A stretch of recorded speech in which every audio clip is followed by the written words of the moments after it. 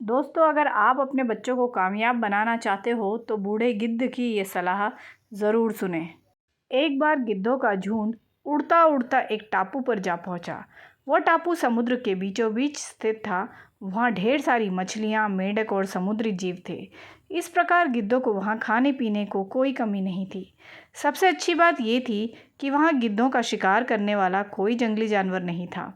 गिद्ध वहाँ बहुत खुश थे। इतना आराम का जीवन उन्होंने पहले कभी नहीं देखा था।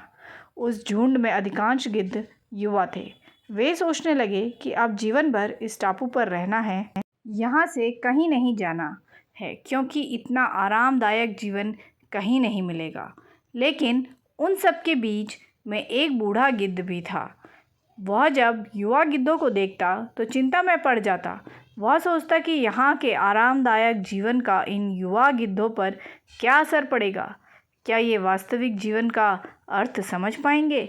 यहाँ इनके सामने किसी प्रकार की चुनौती नहीं है। ऐसे में जब कभी मुसीबत इनके सामने आ गई तो ये कैसे उसका मुकाबला करेंगे?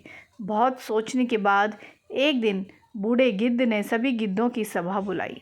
अपनी चिंता जताते हुए वह सबसे बोला, इस टापू में रहते हुए हमें बहुत दिन हो गए हैं।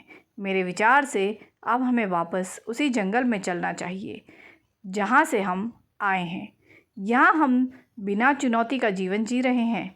ऐसे में हम कभी भी मुसीबत के लिए तैयार नहीं हो पाएंगे। सभी युवा गिद्धों ने उसकी बात सुनकर भी अनसुनी कर दी। उन्हें लगा कि बढ़ती उम्र के असर से बूढ़ा गिद्ध सठिया गया है, इसलिए ऐसी बेकार की बातें कर रहा है। उन्होंने टापू की आराम की ज़िंदगी छोड़कर जाने से मना कर दिया। बूढ़े गिद्ध ने उन्हें समझाने की बहुत कोशिश की। तुम सब ध्यान नहीं दे रहे कि आराम के आदी हो जाने के कारण तुम लोग उड़ना तक भूल चुके हो। ऐसे में मुसीबत आई तो क्या करोगे? मेरी बात मानो, मेरे साथ चलो।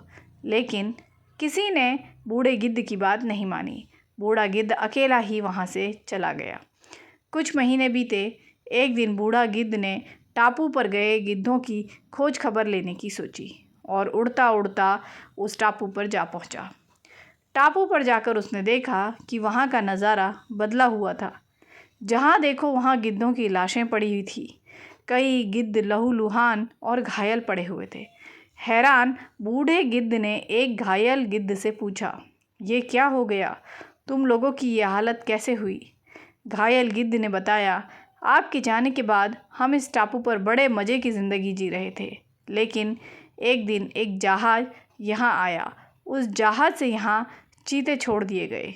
शुरू में तो उन चीतों ने हमें कुछ भी नहीं किया, लेकिन कुछ दिनों बाद जब उन्हें आभास हुआ कि हम उड़ना भूल चुके हैं, हमारे पंजे और नाखून इतने कमज़ोर पड़ गए हैं कि हम तो किसी पर हमला भी नहीं कर सकते और ना ही अपना बचाव कर सकते हैं, तो उन्होंने हमें एक एक कर मार कर खाना शुरू कर दिया।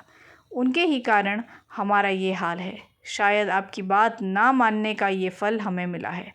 अक्सर दोस्तों, हम कंफर्ट जोन में जाने के बाद उससे बाहर आ पाना हमारे लिए बहुत मुश्किल हो जाता है। ऐसे में चुनौतियां आने पर उसका सामना कर पाना आसान नहीं होता। इसलिए कभी भी कंफर्ट जोन में जाकर खुश ना हो जाएं। खुद को हमेशा चुनौती देते रहें और मुसीबत के लिए तैयार रहें। इसीलिए दोस्तों, जब तक आप चुनौती का सामना करते रहेंगे, आप आगे बढ़ते रहेंगे। तो दोस्तों, उम्मीद करती हूँ कि आपको मेरा आज का ये वीडियो पसंद आया होगा। अगर आपको मेरा वीडियो पसंद आया है तो मेरे चैनल को सब्सक्राइब ज़रूर करें, मेरे वीडियो को लाइक करें और कमेंट में अपनी राय देना ना भूलें। तो दोस्तों, मिलते हैं अपनी अगली वीडियो में एक बहुत ही खूबसूरत सी दिल को छू लेने वाली कहानी के साथ। तब तक के लिए bye bye and take care दोस्तों।